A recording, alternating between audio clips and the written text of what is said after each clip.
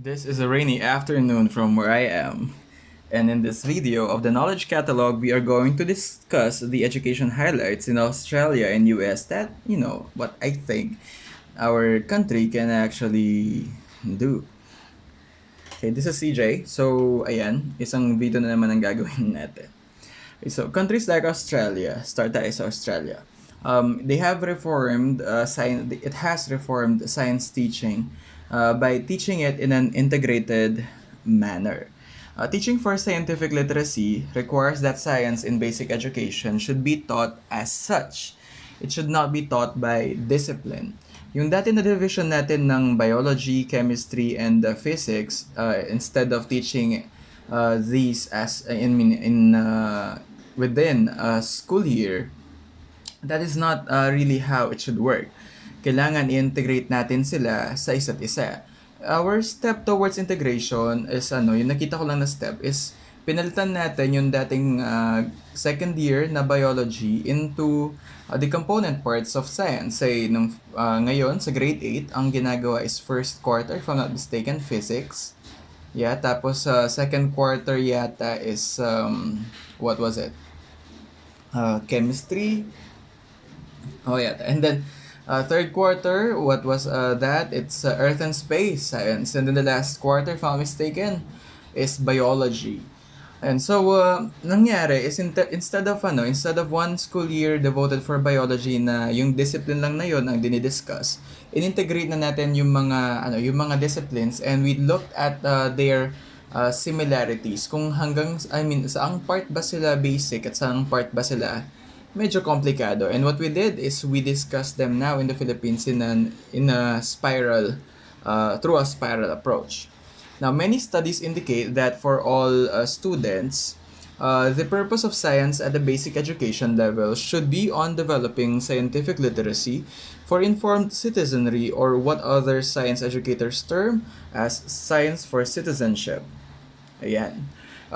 In addition to that, the teaching of science courses should address the needs of all students. Kailangan lahat ng mga estudyante, yung mga needs sila na-address. Kaso, yung mga gustong mag-pursue ng mga careers in science and its related disciplines, kailangan mabigyan din sila ng mga mas intensive pang trainings.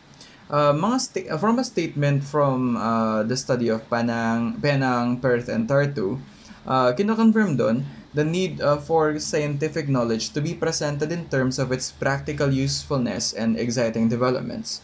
This way, science can be seen by students as a wonderful discipline because it enables them to understand and appreciate phenomena, say for instance weather, pollution, or even catching diseases, better as they are studied holistically and not as compartmentalized applications of the different sciences. As a science teacher, what I do now, kahabang it's actually today is August 23, and we are still currently waiting for the opening of classes on October 5 kasi na-move yung opening of classes namin, public school. And what I do now is to give my students something to do, especially ngayon nakasagsagan ng COVID-19 pandemic. I am having this my very own version of information drive. My target audiences are my students, and what I do is that through Edmodo, I am presenting them with questions, and then I attach to that question a resource na pwede nilang panoorin if it's a video, pwede nilang basahin if it's an article. And then I post their question with the and then I am going to ask them to comment their suggestions or what they think. It's Edmodo naman anyway. It's not full social media. And then I am working with them when it comes to the security of our classes. And I am really hoping that by doing that, yung sinasabay ko yung yung science with what are happening, with the things that are happening right now. I hope that they will be developing some kind of of connection or appreciation for science, that it enables them to understand, say things about the pandemic. The United States naman, its position is that science literacy for all students is the primary goal of science education. Kailangan, they're not just having basic literacy, they are scientifically literate. The rationale for this position is that science literacy enables individuals to lead fuller lives, to make wise personal decisions, to engage intelligently in public debates about matters related to science, to be economically productive, and to respect the natural world. Literacy in common parlance refers to the abilities to read and write. By the ability to read, we mean to read with understanding, that is, to act on or to communicate about what had been read in ways that are consistent with the message in the text. By the ability to write, we mean to produce written products that convey messages that others interpret in the way the writer intended. Now, by extending this form of definition of everyday literacy, science literacy now means we'll be having verbal components such as the abilities to understand speech and text about science and to analyze speech and text by applying the criteria for science discourse. Now, kasama na rin doon yung pag-speak and write in ways that meet the criteria for science discourse. Tayo kasi mga Pinoy, we are really prone to just believing fake news. It's something that actually that is my opinion, okay?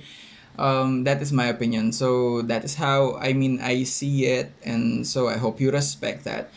What I see, or siguro yeah, from based from my experience, I have seen so many people in my own circle of friends, even family, even from my classmates in my work.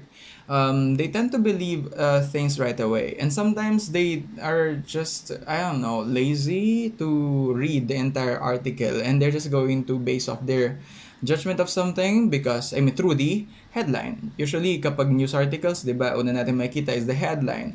My practice is that after reading the headline, my practice is I read the entire article so that I would be able to get what exactly, or yeah, what exactly happened, or at least have, a better understanding of what indeed happened or what the story is all about. Well, most of the people I know are just basing off their judgments from, from the headlines.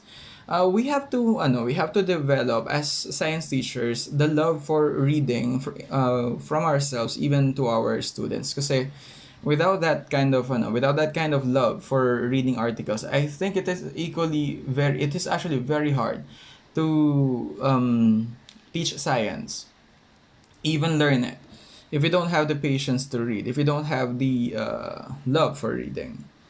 So I hope that I was able to share something to this video. It is quite short, but I hope that we were able to clarify some things regarding science education. Thank you so much.